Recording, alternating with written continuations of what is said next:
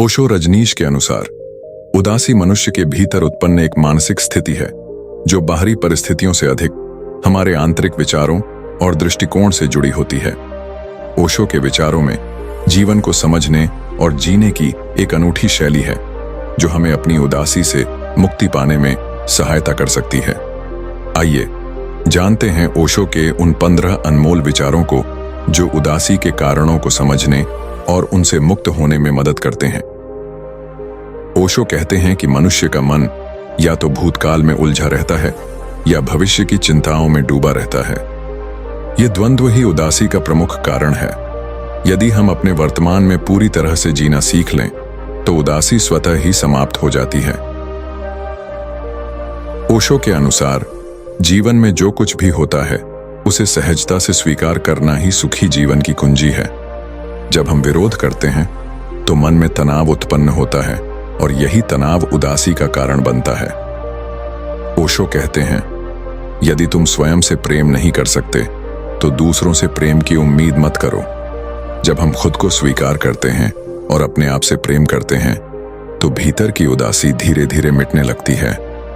मनुष्य अपनी सोच और समाज की अपेक्षाओं में बंधा रहता है जिससे वह स्वतंत्रता खो देता है।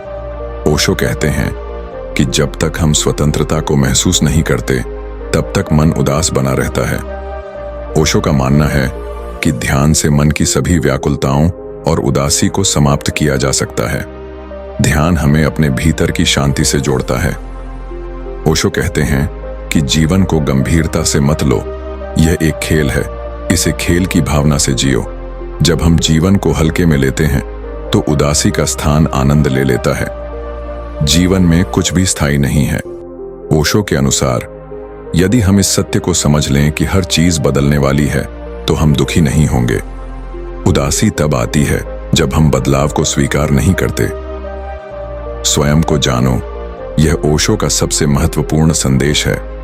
जब हम अपने भीतर झांकते हैं और अपनी वास्तविकता को पहचानते हैं तो बाहरी दुनिया की घटनाएं हमें उदास नहीं कर सकती। ओशो कहते हैं कि जब जीवन में प्रेम होता है तो भय समाप्त हो जाता है। भय से जन्मी उदासी केवल प्रेम की ऊर्जा से ही समाप्त की जा सकती है। जीवन में अस्वीकृति स्वाभाविक है। ओशो के अनुसार अस्वीकृति से घबराने की आवश्यकता नहीं है।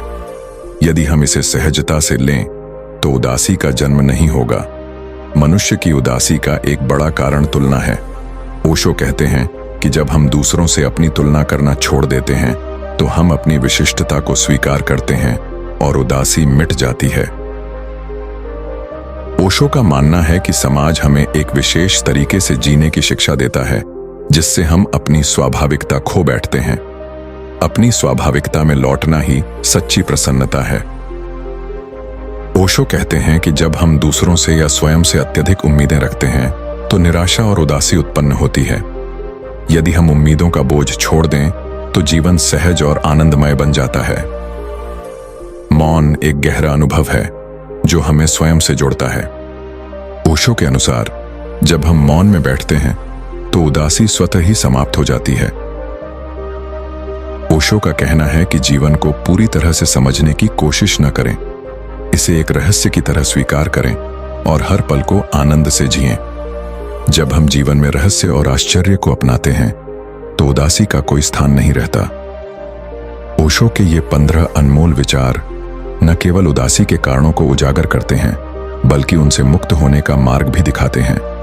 यदि हम इन शिक्षाओं को अपने जीवन में अपनाएं तो हम उदासी से बाहर निकलकर आनंद और शांति की ओर अग्रसर हो सकते हैं।